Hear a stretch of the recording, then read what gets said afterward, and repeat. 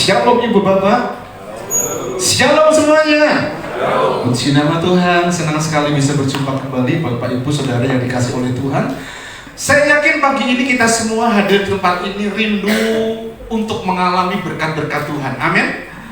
Karena itu kita siapkan hati kita, pikiran kita, semua kehidupan kita untuk kita menerima berkat yang Tuhan anugerahkan kepada kita. Sebuah tema yang saya gumuli dan menurut saya ini adalah tema yang sulit untuk kita aplikasikan dalam kehidupan kita. Apa itu temanya? Mengasihi seperti Yesus mengasihi. Mari kita ucapkan sama-sama tema kita. 2, 3. Mengasihi seperti Yesus mengasihi. Belum semua, serentak. Saya hitung 1, 2, 3. Mengasihi seperti Yesus mengasihi. Ya, mari kita akan baca dan perhatikan bersama-sama dari beberapa terjemahan dari kitab Efesus pasal yang kelima ayat 2 ini menjadi poin penting untuk kita gumuli bersama-sama, paham bersama-sama, sehingga kita dapat mengasihi seperti Yesus mengasihi. Oke, kita akan baca bersama-sama dari beberapa terjemahan, dari terjemahan baru, terjemahan Indonesia masa kini, dan juga terjemahan sederhana Indonesia. Demikian firman Tuhan. Dan hiduplah di dalam kasih, sebagaimana Kristus Yesus juga telah mengasihi kamu dan telah menyerahkan dirinya untuk kita sebagai persembahan dan korban yang harum bagi Allah. Dan terjemahan bahasa Indonesia masa kini, demikian firman Tuhan. 2, 3. Hidupmu hendaknya dijiwai oleh kasih, seperti Kristus pun mengasihi kita. Ia mengorbankan dirinya untuk kita sebagai suatu persembahan yang harum dan menyenangkan hati Allah. Dalam terjemahan sederhana Indonesia 2, 3. Biarlah kalian saling mengasihi seperti sesuai dengan teladan Kristus, karena Dia sudah mengasihi kita sampai Dia memberikan dirinya sendiri sebagai kurban demi kita. Persembahannya itu sangat harum dan menyenangkan hati Allah. Puji nama Tuhan. Terima kasih untuk kekompakannya dan diberkatilah setiap kita yang selalu membaca dan merenungkan firman Tuhan dalam kehidupan kita. Satu pertanyaan yang akan mengawali perenungan kita, bisa nggak sih, apa mungkin seorang itu mengasihi seperti Yesus mengasihi? Apa mungkin seseorang itu mengasihi sesamanya seperti Yesus mengasihi? Mungkin nggak kira-kira? Kalau sesamanya yang dimaksud itu atau seseorang itu adalah kita sebagai anak Tuhan yang telah lahir baru dalam pengalaman kehidupan kita, mungkin nggak sih kita mengasihi seperti Yesus mengasihi sesama kita? Atau kalau mungkin seseorang itu mungkin belum mengenal Yesus, belum tahu pengajarannya, kalau pertanyaan apa mungkin seseorang yang seperti itu mengasihi seperti Yesus mengasihi? Jelas nggak mungkin, karena nggak mengenal siapa Yesus yang kita percaya bersama-sama. Tapi kalau kita sebagai anak-anak Tuhan, orang percaya, lahir baru, harusnya pertanyaan ini sangat mungkin untuk kita miliki. Artinya sangat mungkin kita bisa mengasihi seperti Yesus mengasihi. Tapi ada banyak dari antara kita, anak-anak Tuhan, sampai hari ini masih bergumul bagaimana mengasihi sesamanya seperti Yesus mengasihi. Mengapa demikian? Karena sesamanya seringkali nyelekit ketika ngomong, sesamanya seringkali menyakiti ketika ngomong, sesamanya mungkin membenci, mungkin bikin heboh di grup dan sebagainya, gitu ya. Tapi itulah kita, sehingga kita bergumul sedemikian rupa. Bagaimana caranya supaya saya sebagai anak Tuhan yang telah lahir baru bisa mengasihi seperti Yesus mengasihi. walaupun cara Yesus mengasihi itu memang tidak mungkin untuk kita bisa kerjakan dengan baik. Nanti di poin yang ketiga saya akan jelaskan detail, karena saya menemukan bagaimana Yesus itu sejak ketika di Taman Getsemani sampai dia berada di Bukit Golgota, ada sebuah catatan-catatan penting bagaimana kasih itu dimanifestasikan untuk umatnya, untuk kita semua. Nanti saya akan tunjukkan. Pesan mengasihi ini juga disampaikan oleh Yesus kepada murid-muridnya, walaupun tidak secara eksplisit terjadi kita baca di Alkitab, tapi beberapa ayat, bahkan mungkin puluhan ayat, kita bisa ketahui bahwa pesan ini juga disampaikan oleh Yesus kepada murid-muridnya. Ketika hari sebelum Paskah, Yesus itu mengumpulkan muridnya di satu tempat, dan dia kemudian mencopot jubahnya, dan dia mengenakan kain yang biasa dipakai oleh kain pelayan, diikatkan di pinggangnya, dan kemudian dia ambil air sebaskom, dan kemudian satu persatu muridnya dikasih dibasuh, kakinya dibasuh. Itu bukti bahwa Yesus sedang mengajar, karena Yohanes pasal 13 mengajar kepada kita, ikuti teladan Yesus. Bukan saja bentuk melayaninya, murid-murid itu harus tahu, tapi sebetulnya di luar dari apa yang sedang Tuhan kerjakan, supaya ketika nanti dia mati, dia bangkit, dia naik ke surga, mereka itu bisa punya satu padu yang sama seperti ketika Yesus memberikan contoh dalam banyak hal.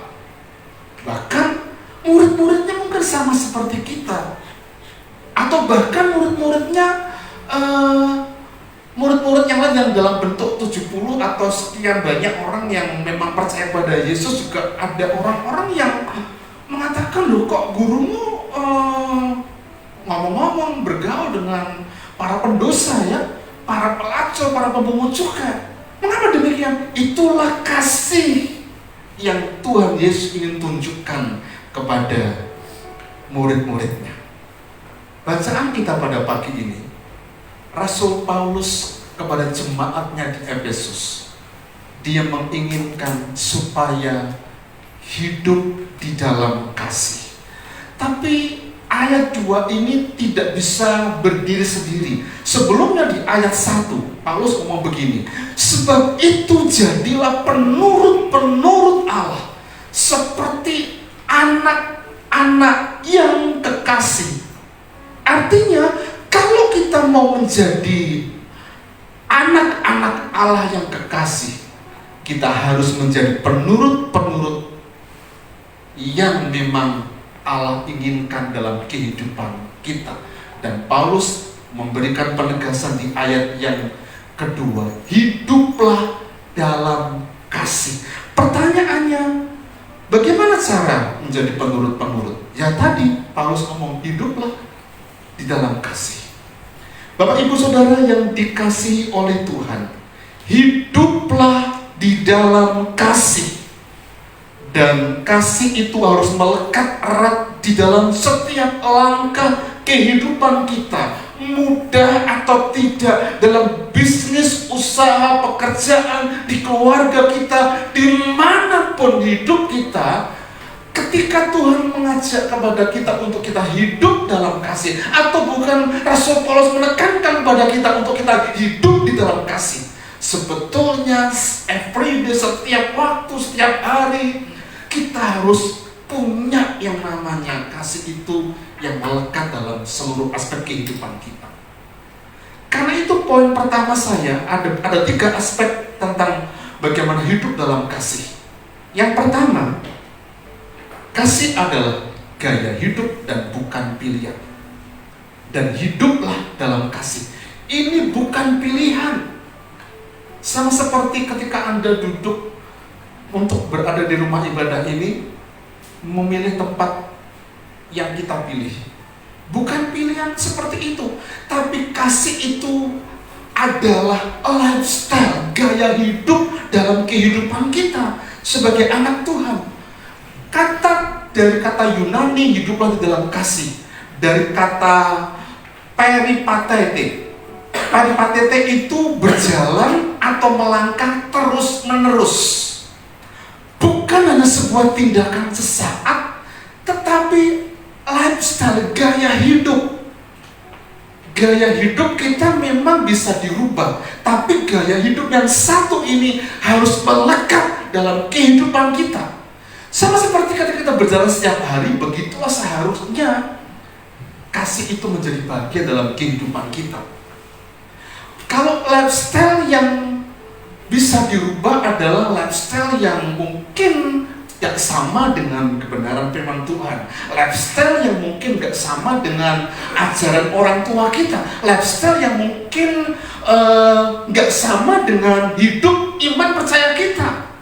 Itu harus dirubah ketika kita menjadi orang percaya. Tapi berapa banyak di antara kita yang sampai hari ini bergumul dengan lifestyle yang kadang-kala harus dirubah, tapi tidak bisa merubahnya. Tapi sebaliknya, lifestyle yang harus melekat, gaya hidup yang harus melekat dalam kehidupan kita, kasih itu harusnya melekat, tapi kita membiarkannya sebegitu saja tanpa arti. Kata paritaite itu seperti seorang yang berjalan melangkah terus menerus. Artinya langkah itu akan selesai, kasih itu akan selesai, hidup dalam kasih itu akan selesai kalau kita itu sudah berpulang ke rumah Bapa. Kapan waktunya? Tidak ada yang tahu.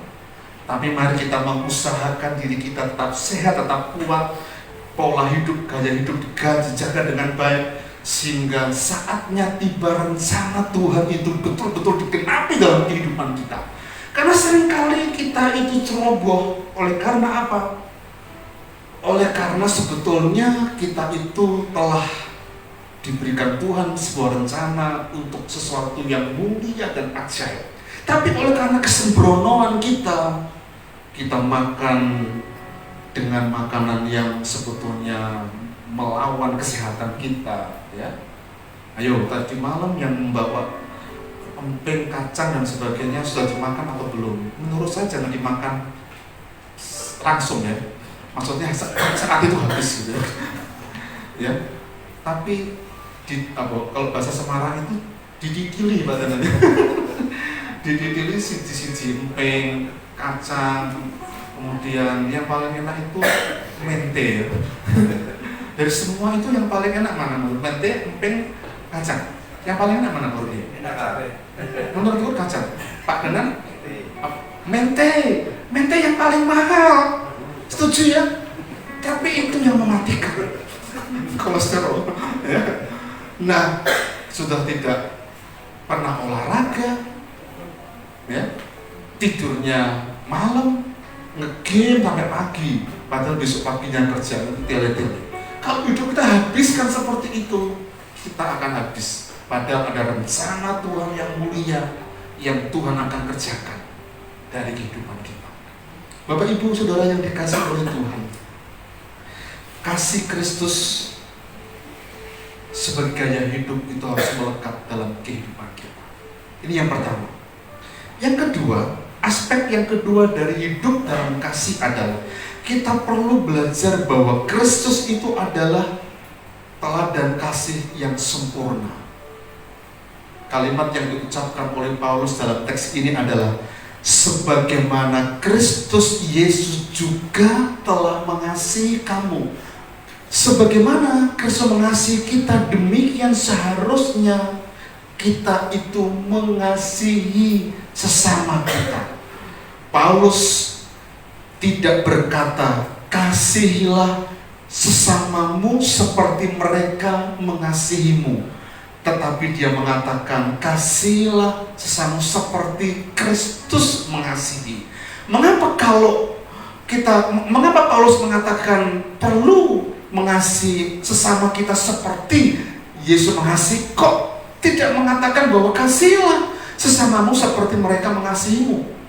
Mengapa demikian? Karena kasih sesama kita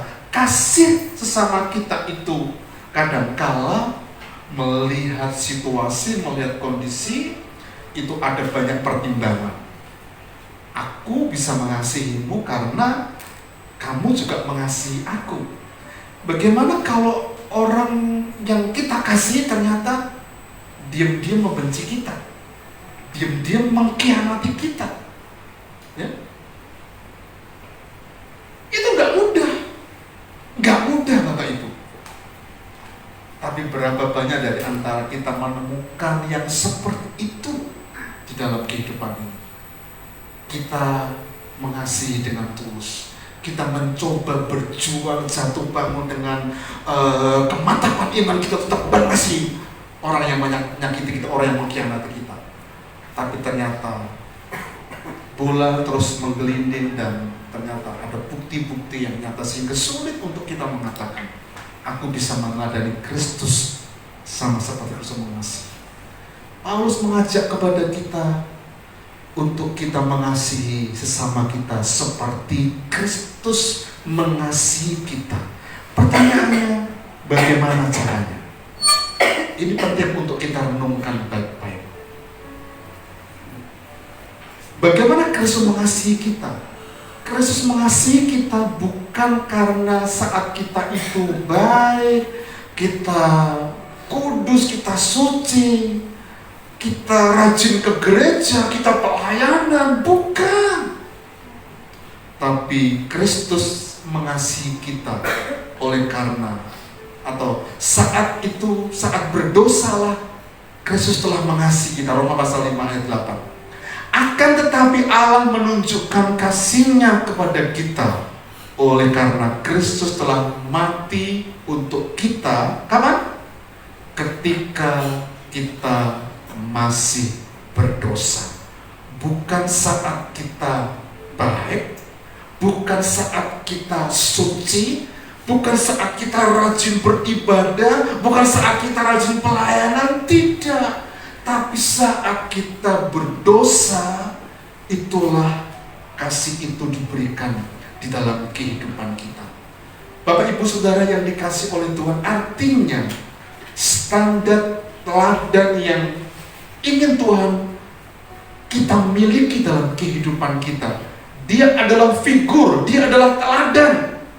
Karena itu di setiap langkah kehidupan ini harus mencerminkan kasih Kristus dalam kehidupan kita. Tapi yang menjadi persoalan, dulu kita ini adalah orang berdosa, sekarang sudah lahir baru. Sepertinya kita terbebas dari banyak hal yang memang kita lalui di sana, sehingga kita ke depan mengharapkan Tuhan terus membawa kita mengalami kuasa-kuasa dalam kehidupan kita. Tapi dalam langkah iman yang kita kerjakan dalam kehidupan ini, kita perlu belajar untuk mengasihi dalam standar Yesus mengasihi. Karena Yesus mengasihi itu bukan kepada orang yang baik kepada Yesus, bukan kepada mereka yang mengikuti Yesus sebagai murid, baik kelompok 12, 70 ataupun yang lainnya, tidak.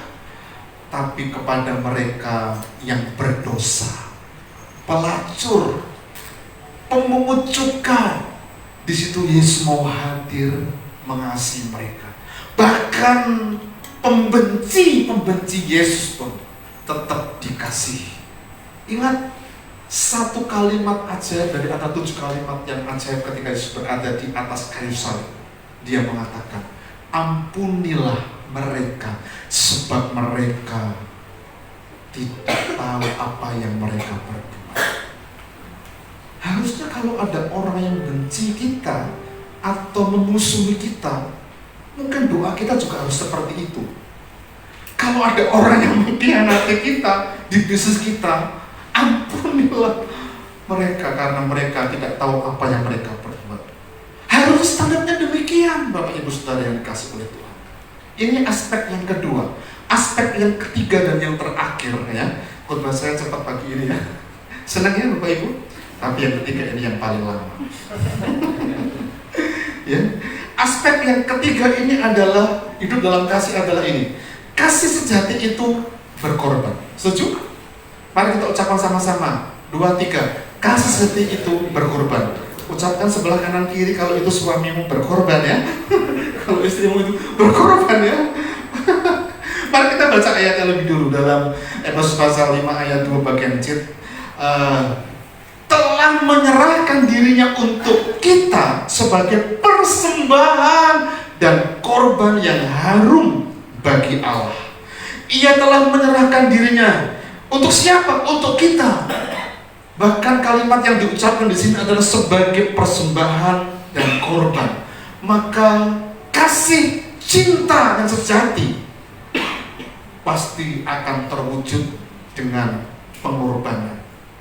Dan puncak dari kasih Yesus itu adalah ketika dia mati di atas kayu salib. Puncak dari kasih ketika dia mati di atas kayu salib. Kasih sejati itu bukan sebuah perasaan, bukan sekedar kata-kata, tapi sebuah penyerahan diri.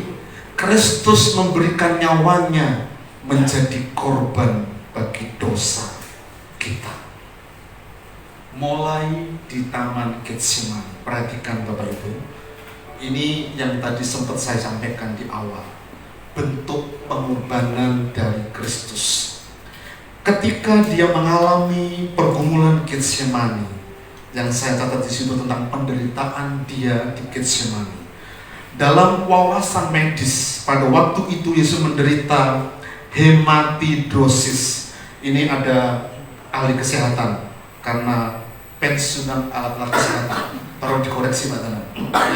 Yesus menderita hematidrosis. Apa itu? Suatu kondisi yang langka di mana terjadi stres yang ekstrim yang menyebabkan darah itu bercampur dengan keringat karena pembuluh kapilernya itu pecah. Bapak Ibu pernah mengalami stres berat seperti itu? Pernah? Kok saya belum menemukan yang sampai seperti itu? Paling ya Sarmo Edi gitu ya. Sarmo Edi tahu? Sarape keno edane dadi. Paling itu gitu stresnya.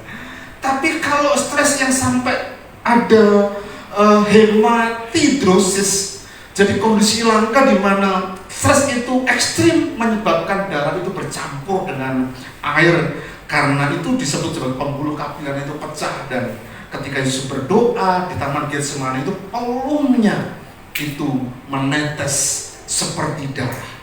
Pertanyaannya, seberapa menyakitkan? Perhatikan baik-baik. Kulit dari seseorang yang menderita hematidrosis itu sangat sensitif, yang membuat ketika pemukulan berikutnya itu pasti akan sangat menyakitkan, sensitif. Ya. Kemudian pengorbanan Yesus Kristus ketika dia dicambuk secara brutal. Senjata yang digunakan itu adalah plekrum Romawi, adalah sebuah cambuk dengan tali kulit yang tertanam tulang dan logam. Yesus dicambuk 40 kurang 1 atau 39, dan itu adalah ukuran orang-orang Yahudi yang sangat menyakitkan. Paulus juga mengalami ini. Dia dicambuk, didera 40 kurang 1 pukulan.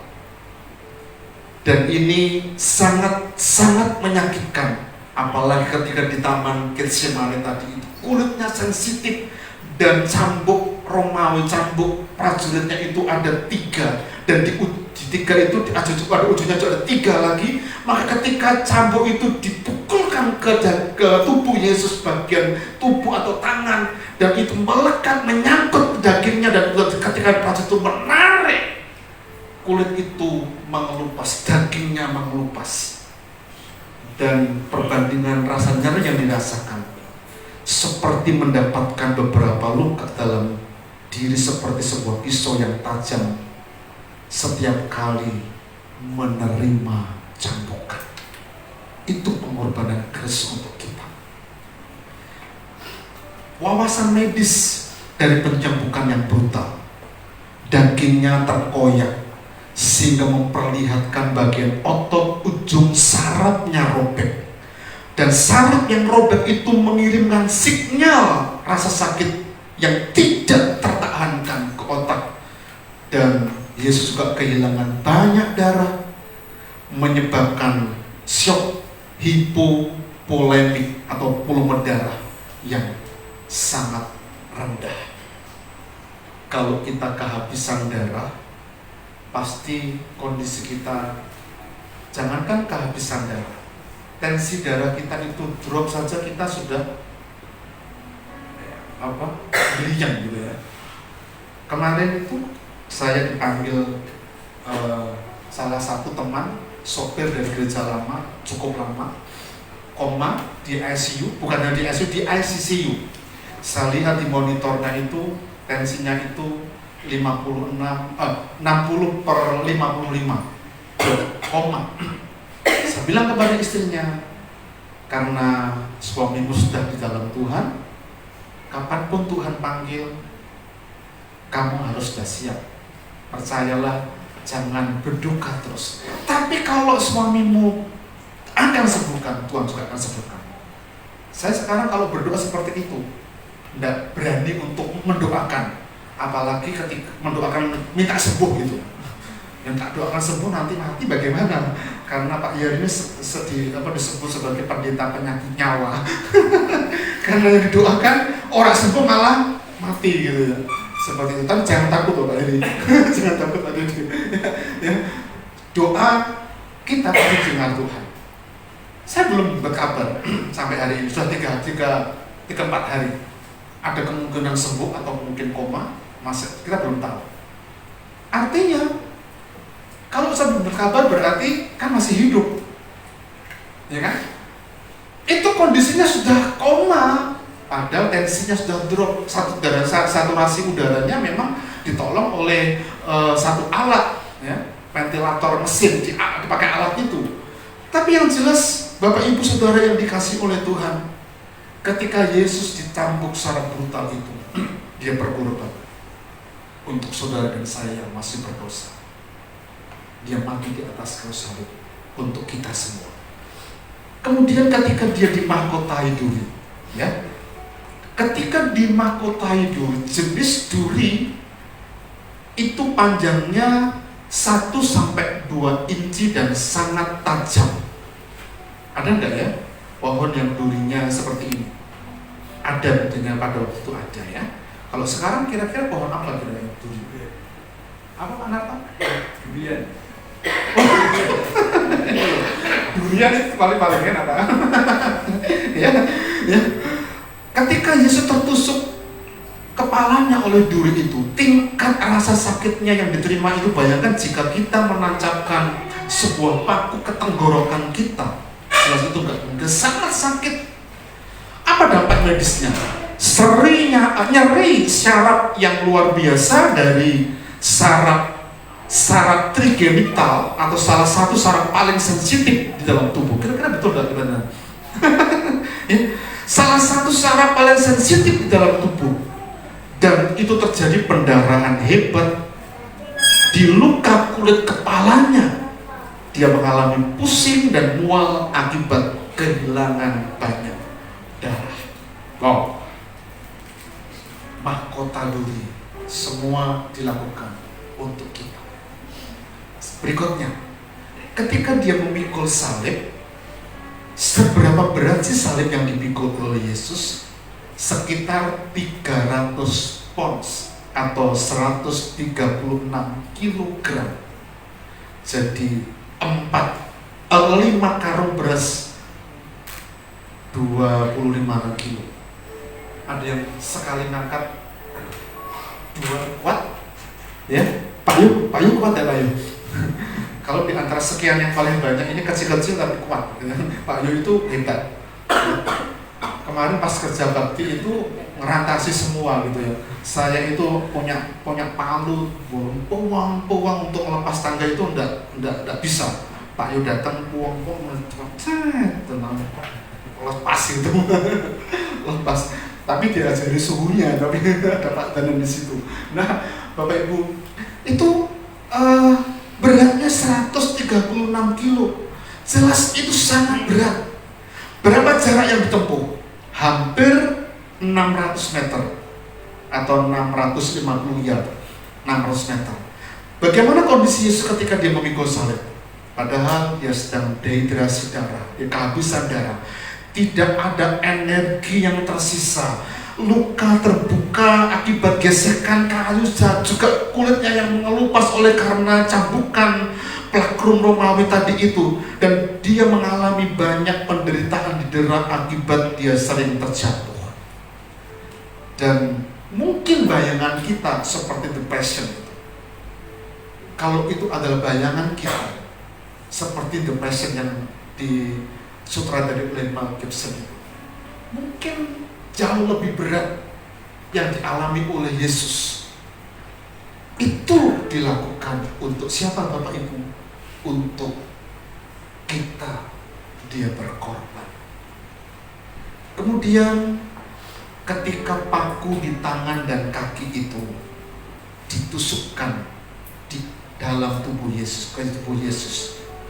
Ukuran paku panjangnya sekitar 5 hingga 7 inci atau kira-kira ukuran paku modern ya. 5 sampai 7 inci itu kurang lebih sekitar 10 sampai 12 cm. Dan itu sangat menyakitkan ketika tertusuk di tangan Yesus dan di kaki Yesus. Di mana letaknya? Di pergelangan tangan, dan di situ ada saraf medianus tertusuk, menyebabkan nyeri yang luar biasa seperti terbakar dan seperti sengatan listrik. Ada yang pernah kesetrum listrik sampai parah? Ya, sampai duduk gitu ya.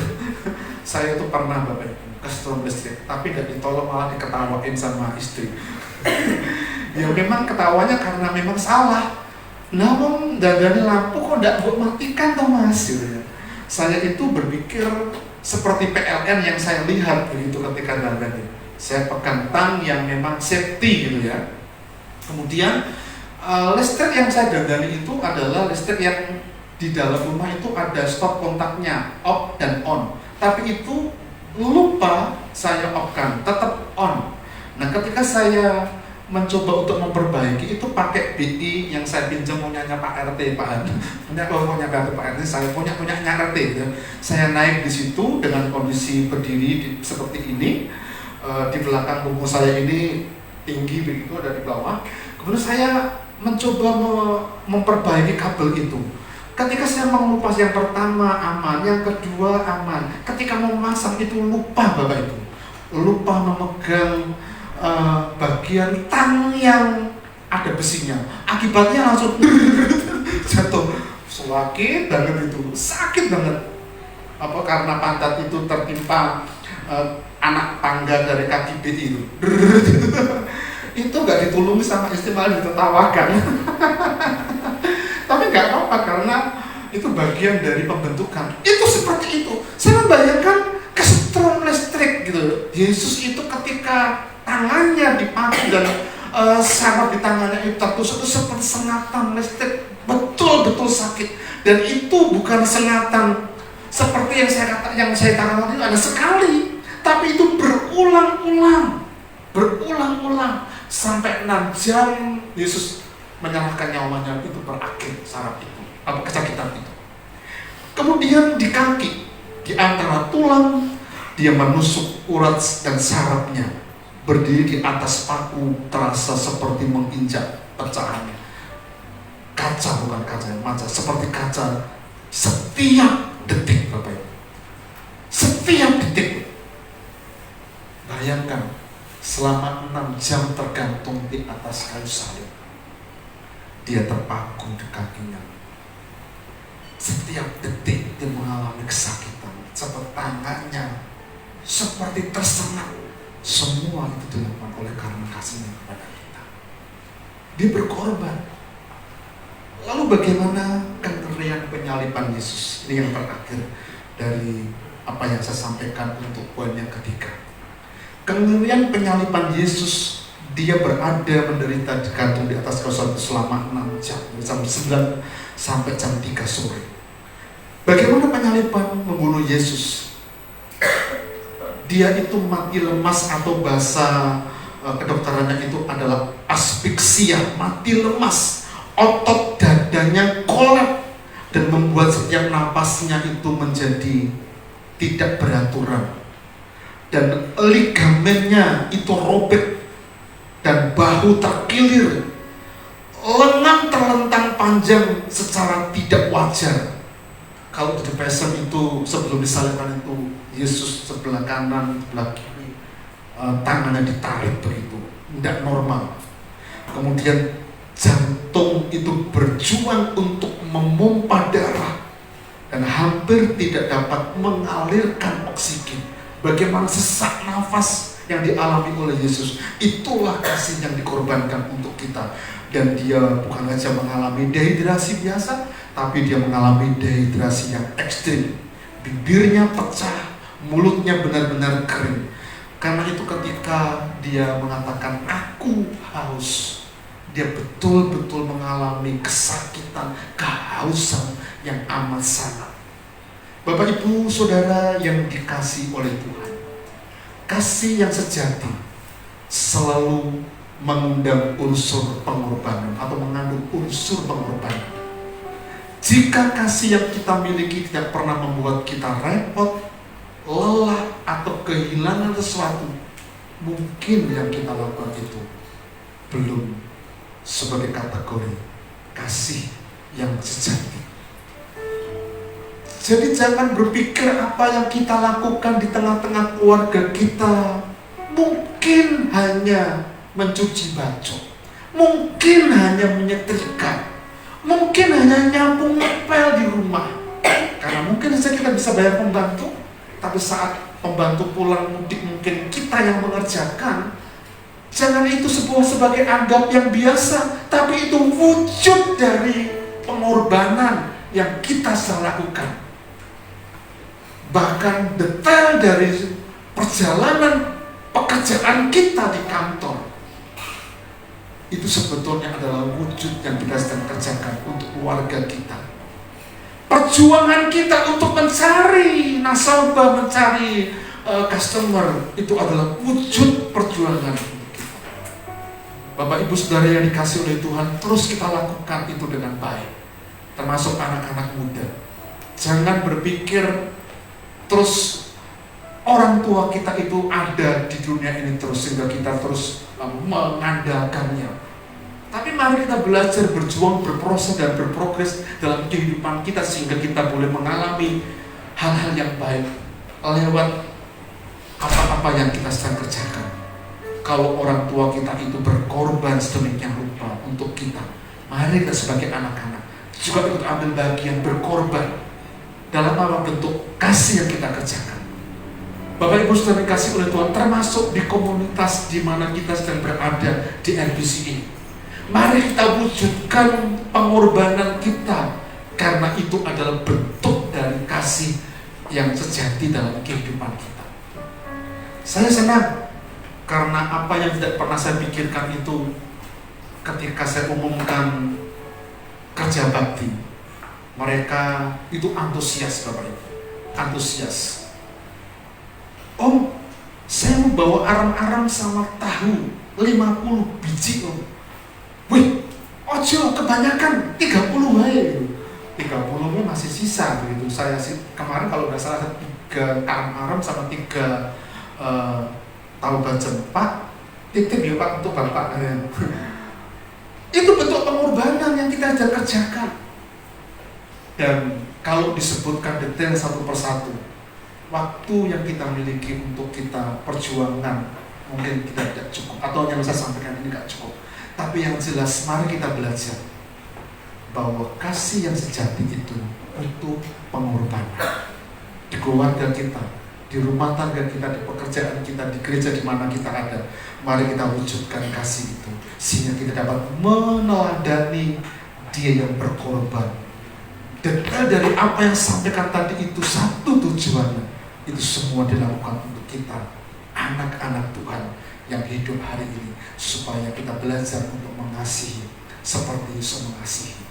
Tapi yang menjadi persoalan, hati ini perlu dikubur karena berjuang sedemikian rupa, Apalagi kalau orang itu membenci kita, menyakiti kita, bahkan mungkin mengkhianati kita. Tapi itu terus kita harus perjuangkan. Pergumulan itu harus kita kerjakan sampai tutup usia. Biarlah kasih itu melekat sebagai lifestyle dalam kehidupan kita dan bukan sebagai pilihan. Mengasihi Yesus atau mengasihi seperti Yesus mengasihi itu adalah kita perlu belajar meneladani kasih Kristus yang dinyatakan dalam kehidupan kita. Dan mengasihi seperti Yesus mengasihi itu adalah kasih sejati. Ada pengorbanan waktu, tenaga, keuangan. Kalau kita bicara tentang pekerjaan Tuhan, tapi itulah wujud dari kita untuk kita mengasihi Tuhan. Sekarang yang perlu kita renungkan baik-baik adalah ada perjumpaan dari orang-orang yang mengkhianati kita. Bisa nggak kita mengasihi seperti Yesus mengasihi?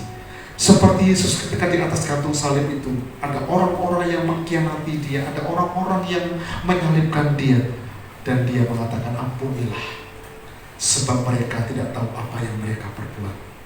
Biarlah yang saya sampaikan pada pagi ini jadi berkat buat kita semua. Saya undang Bapak sendiri bersama-sama. Kita naikkan pujian ini. Ubah hatiku seperti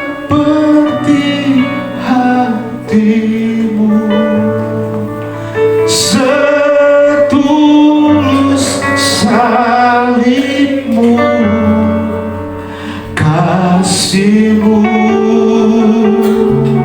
Tuhan.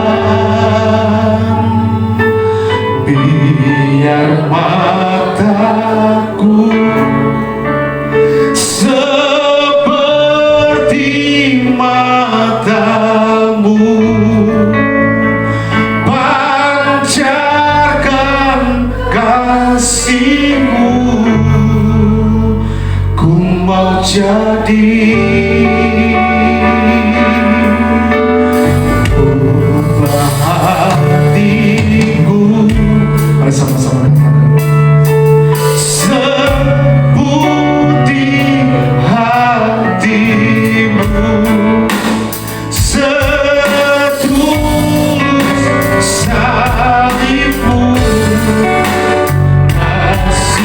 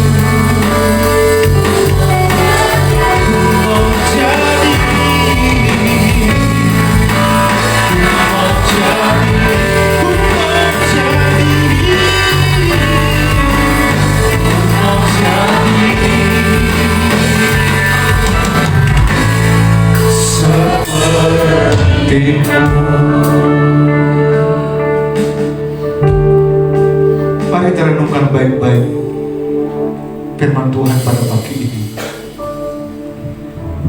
Untuk mengasihi seperti Yesus mengasihi memang tidak mudah, karena seringkali berbenturan dengan kemanusiaan kita, berbenturan dengan apa yang sedang kita gumulkan dalam kehidupan ini.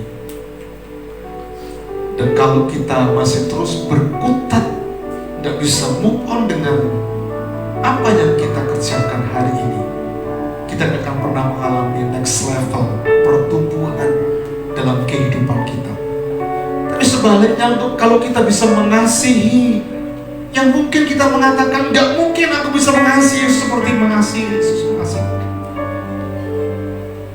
Tapi sangat mungkin kalau kita mau menyerahkan semua pergumulan itu kepada Tuhan. Di sekitar kita mungkin ada orang-orang yang membenci kita. Di sekitar kita mungkin ada orang-orang yang mengkhianati kita. Di sekitar kita adalah orang-orang yang menipu dalam bisnis usaha kita. Ada customer-customer yang jahat.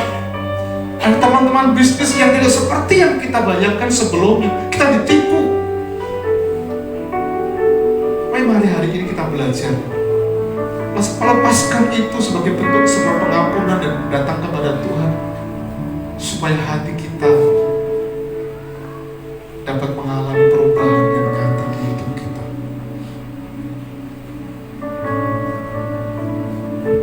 Satu minggu setelah Paskah ini Tuhan, kami diajarkan untuk mengasihi seperti Engkau mengasihi mereka yang berdosa, seperti Engkau mengasihi orang-orang yang menyalibkan Yesus.